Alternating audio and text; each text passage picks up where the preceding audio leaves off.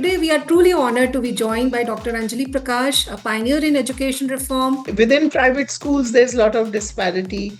Within government schools, there is disparity. How you have empowered the women and how you have transformed communities.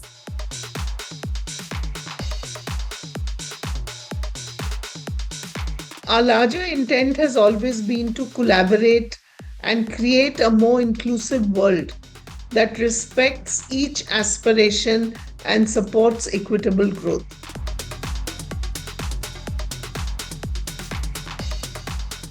Hello and welcome to another episode of Learning from Leaders, a podcast by Sterlite EdIndia Foundation. Here we will explore the transformative ideas shaping India's education ecosystem and bringing voices that inspire change at every level. Today, we are truly honored to be joined by Dr. Anjlee Prakash, a pioneer in education reform and a visionary chairperson of the Learning Links Foundation. With over 3 decades of experience, Dr. Prakash has not only influenced educational thought, but has built a meaningful solution and empower learners across life stages, especially the girl child and women. We are going to dive into her journey and understand how Learning Links Foundation is creating an impact and discuss some of the most pressing questions around Indian learning future. Welcome, Dr. Anjali. Thank you, Neerupama, for that introduction. I'm really happy to be with you on this podcast Thank you, ma'am. and truly inspired by the work you all are doing in this space. So, looking forward to having this conversation. Thank you so much, ma'am. So, Dr. Prakash, to begin with, can you give us a brief about Learning Links Foundation? What vision guides your work?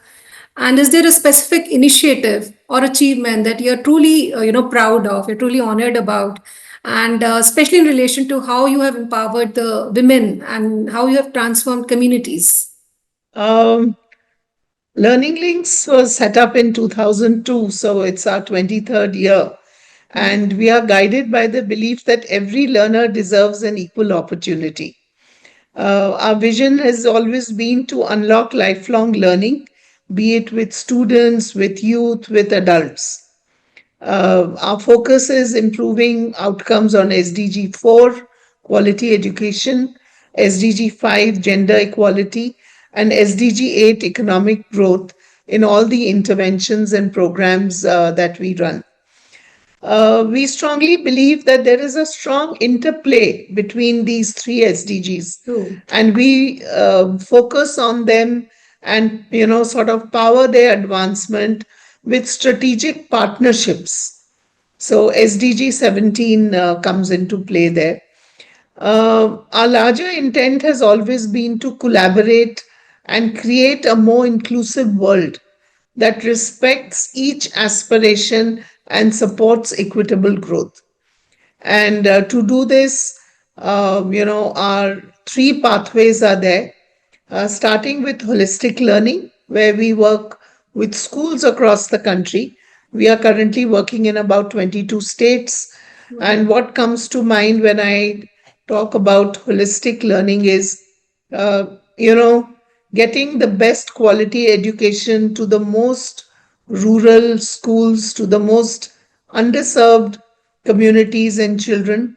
That has been our intent. And I'm happy to share that in some of the schools and villages where we work, we make sure that no child is left behind. Every Wonderful. child comes to school. In fact, in one of our programs where we worked with 550 villages, there is 100% enrollment. So these are small, data points that excite us, and we want to continue growing that impact. We Wonderful. also work in STEAM and innovation with the Atal Tinkering Mission, and a lot of our work there is with women and girls. In addition, under our employability and entrepreneurship vertical, we work with women, giving them financial agency and entrepreneurship training, and we work with girls for STEM and AI. I know that's a lot of work. We are Yeah. always passionate and excited to do it, but Yeah. we also know that there's lots and lots more to do. So, ma'am, it is wonderful to hear that, more girls are being involved in STEM education. And we often hear that, the UDICE data 21-22 also says that the enrollment rates in India have improved and it is reaching about 97% in elementary level. But we all know that as far as learning outcomes are concerned, we are lagging behind. The ASER report, we all know that shows that 50% of the grade 5 children are not able to read the, text which belongs to like which is at the level of second grade. Right. So this contradiction, can you just put some light on this? What are these two contradictory datas and why is this gap and like what should we actually do about it? That's a question I think all of us who work in education are trying to address and solve. Yeah. So, it actually comes down to the quality of education that is there in schools across our country. There is so much disparity in that, coming from private to, True. within private schools, there's a lot of disparity. Within government schools, there is disparity. And if you look at the rural schools which are in remote areas, a lot of them, the infrastructure needs to be improved. Children coming to school are, often come hungry. There is absenteeism, there's shortage of teachers. I think all of us know that the situation is like that in different degrees, I should say, in various schools. So I think our role and focus is to address this and see that if we can improve the quality on all these fronts, we have to have a holistic approach. There is no other way that we can help our children learn well in an equitable way. Teachers have always been the center for us as well. They have the maximum time they spend with the children, guiding them and taking them to the next level. Uh, at Learning Links, we started our journey training teachers. In the first 10 years, we trained over 2 million teachers across states, working closely with state governments. And I think that journey continues today because the size of our country and the changing expectations that we have from teachers. We want them to just about manage everything. If you look at a teacher's day in a school, she comes in the morning. They are, True. with all the challenges that she faces. The children are from different backgrounds, different learning levels. So, whatever support we can give our teachers, we must focus on that. Training teachers is one part, but also helping them as they navigate in the classroom. So, what we call forum to field, I feel is important. And Mhm. then institutionalizing change.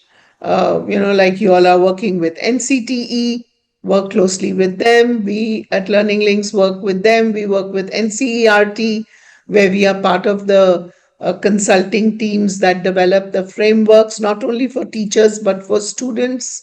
I think all this together will make the change happen. Completely right, ma'am. I think all of these have to be stitched together. They have to sink in together to be for us to be actually able to make any change in the educational space. So now I would like to So, yeah. Nirupama, I feel as far as children are concerned, a holistic approach. It's not only focusing on academics and learning. We need to look at co-curricular, we need to look at art and sport. And are the children well and healthy? Is the community able to support the children on this learning journey? A lot of the parents are not educated, but we know that parents have such a great influence and impact on a child's learning. So taking all those parents along with us, it's not important whether they are educated or not. Do they believe in education? Do they support their children's time for study after school? And there are so many factors which make this change happen. True, ma'am. As they say, it takes a whole community, it takes a whole village to, educate and raise a child. So all of us have to work holistically to be able to achieve these, learning outcomes. Thank you so much, ma'am.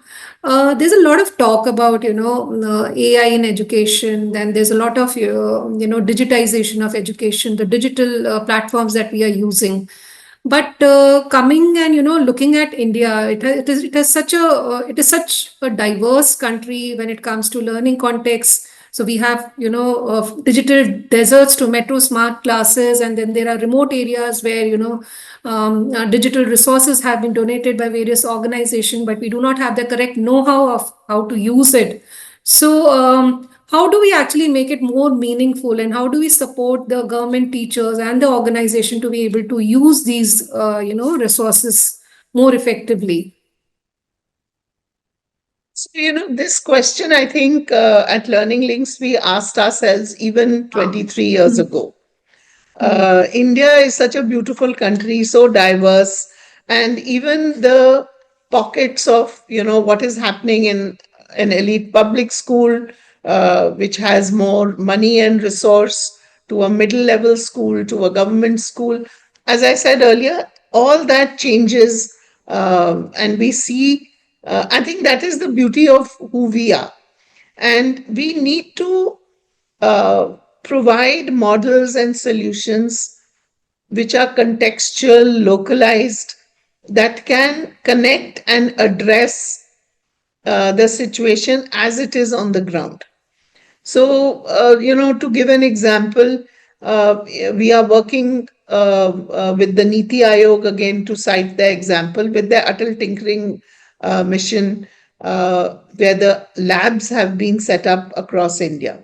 Now, these labs are across rural, urban locations. What is exciting is that in this model, they have now committed to set up 50,000 more labs. So, what is it that happens in this lab? How we can best use these labs for the children? So, when it comes to AI is a component here as well. True. Um, then again, working with teachers, we need to keep our teachers abreast with the new developments. AI has so much opportunity to be used well in education, but we have to take our teachers along. So we worked with the CBSE on a curriculum which is offered to teachers. It was with one of our donors. Every month we do training of master trainers. So it is not one size fits all, but different solutions. We have a concept of mobile vans, which we have tried out and works well, where the vans are in schools during the day and in the communities on holidays and other days. So I know that these are individual initiatives, but they are creating models that are replicable at scale. And I think a country the size of India needs, more models, because the need is there for a variety to be, absorbed. Um, so yes, it's exciting times.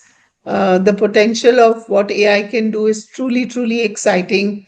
With personalized learning, support that can be given to teachers, um, and yes, we are doing our bit at Learning Links. We have made our own policy of how we are going to address this within the organization, with the teachers we work with the students, with the other stakeholders as well. Be it school leadership, be it government, all of us need to uh, understand what the potential is and how best we can use it for our children. So we at Sterlite EdIndia Foundation also, since our focus is on developing future teachers, ma'am, we are also conducting workshops and enabling the teachers to use AI tools in the classroom and for themselves also. So it has been quite a job for us. Like it's quite rewarding to see them being able to use these tools when they design their lessons, when they use activities and all. So thank you so much, ma'am. Yeah. So, how do I make the teacher, since you already know that our major vision is basically to create future teachers. How do we make them better prepared for the coming times? Apart from the, the ages of NEP guidelines, the NPST and everything, what is it that we could do to truly prepare them for the future, for future classes? Could you throw some light on that? So, At majorly, Learning Links, yeah, so yeah, majorly, more than content, ma'am, maybe I'm asking more about change of mindset in teachers. So, if you could help us with that. at Learning Links, we talk of lifelong learning, Yeah, and we want to have that spirit in our children. yeah, As an organization, we believe that should be there with each one of us as well. And so be it for our teachers. If we can excite them to become lifelong learners as teachers, be invested in their own growth and have them appreciate and understand the power they have to change future generations, true. I think we are in the right direction. So, if teachers are excited to learn, because whatever we may train them on today, tomorrow is going to throw up more interesting opportunities to learn and grow. So, if a teacher understands that learning is integral to her role, to her growth, then I think we, have done what we need to do. Yeah, As I said, today there is AI. A lot of teachers are taking to it. A lot don't have the resources or the time or the inclination. But as long as we can, it is also our role, whether it is teacher training, whether it is mentoring, whether it is coaching, whether it is decisions that can happen at a policy level to support our teachers on this journey. I'm a true fan of every teacher who gets up every morning, walks into a classroom that is so diverse and brings her complete self there, his or herself there, and works with children. So they yeah, have a tough role to play, and I think total respect and whatever we can do to make that role easier for them so that they can be accountable for a child's learning is what we should focus on. yeah. True, ma'am. I think learning to learn is the most important pillar. And as educators, it's our prime moral duty to keep learning. And I think that Yeah, is one way in which the mindset can also change when you keep learning. Thank you yeah. so much, ma'am. And that I love the phrase "rest for life." Yeah. If the teachers have that and can transmit that to their children, Hmm. then that environment is such that is conducive to learning just about anything and anytime. Yeah. Great, ma'am. Another important vision that we have is making teaching aspirational profession. So the hard reality is that teaching is still not an aspirational profession with the youth. And there was a time when people used to be proud of being teacher. They used to choose teaching as a profession. But when I go to the pre-service training institute, when I visit them and when I interact with the pre-service students, the teacher students, I think 50% of them would say that they are here for some time and they're preparing for some other exam, and it is not teaching that they have chosen. They are here by either chance, or they are just trying to complete one degree before going to a certain other platform. So, how do I make teaching an aspirational profession? Need some guidance on that, ma'am. Um, I can just share a few thoughts that I have on this. Yeah. It is extremely important to make it aspirational. I totally True. understand that. But again, it will involve a combination of, say, policy reform, societal changes, Mm. and then targeted initiatives. So I think initiatives can be built on, and with our experience in education and the work you all are doing, we all are doing, and many more organizations and government is doing, that is still something that we can plan and do.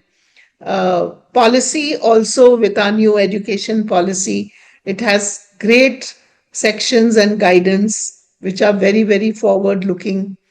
Statements are there in our policy.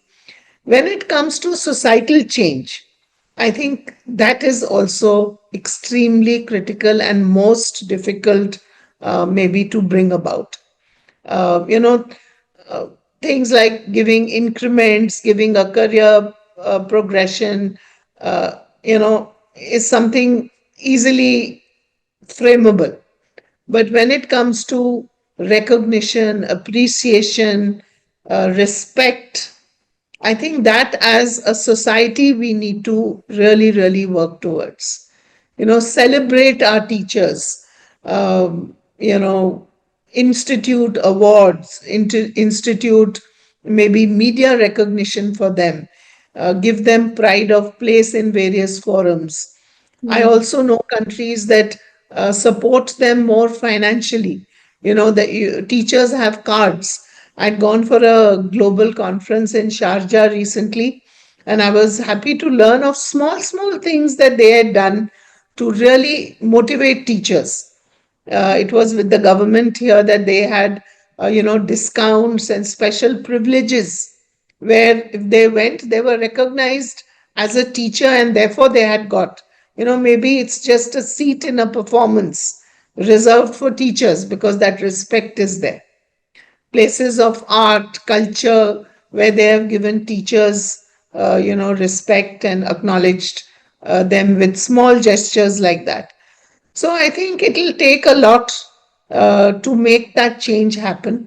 And the responsibility lies with each one of us, not only in our professional capacity, even in our personal capacities, in the conversations that we have.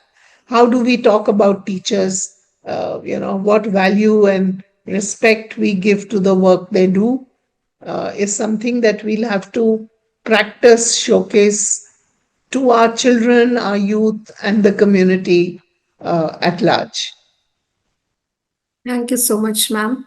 And yes, you're right that the change of the mindset of the society means the most when it comes to teaching profession, and of course the benefits attached to it, the honors attached to teaching profession need to be worked upon, need to be looked into to actually make it an aspirational profession.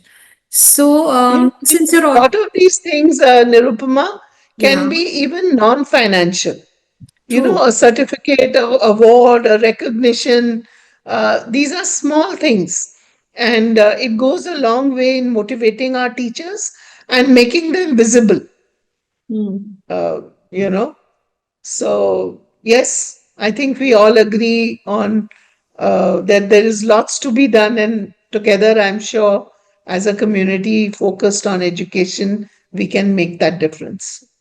And actually, when you look at the data, also like we see that there's a dearth of teachers, especially who are qualified and trained to handle the STEM classrooms and all.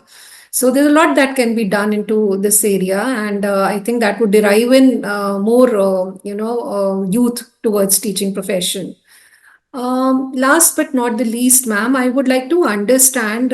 See, there is common belief that there are common belief, and there's data also that supports that there is more of a female gender into teaching than male.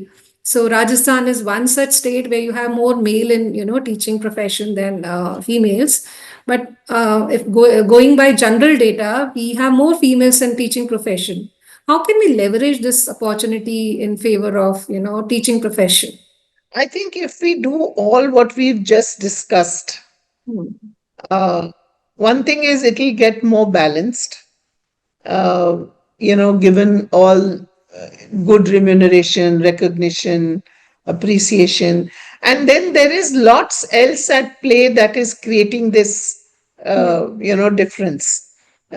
Government jobs are looked at differently in our country, across India. Then, if you look at the urban India, you'll see it's different. If you go, like you mentioned, Rajasthan, if Rajasthan has more male teachers, it is definitely for a reason of way the demography is laid out, what are the facilities, etc., etc. So I think it's again a combination of many things. And if we work on the right levers, then it doesn't matter. We will get the right people into the profession. We will have youth and excited about getting into this profession, be it male or female. We end of the day, we want good teachers for our children. So thank you so much, ma'am. And I think with national professional standards coming in, there'll be like more places and more incidents where we would be able to recognize teacher, more evidences, I would say, where we would be able to recognize the teachers, we'll be able to, reward them for the work that they have done in the classrooms. And these opportunities will be created in future. So And thank you. also, linking rewards recognition also to the right parameters. We Hmm. want our teachers, we want to support them all the way, but we want them to be accountable for the child's learning and overall development. I think that connection to directly having them responsible and accountable also needs to be built on further. Thank you so much, ma'am. And it was a wonderful session. And we have learned so much, and we are going to apply so many things to our initiatives that we are taking at Sterlite EdIndia Foundation. The tips that you have shared, the wisdom that you have shared. Thank you so much. Thank you so much. Thank you, Nirupama. It was really, really a pleasure and wonderful work you all are doing. And I was happy to learn about all your initiatives as well. So thank you for that. Bye Thank you. bye. Bye.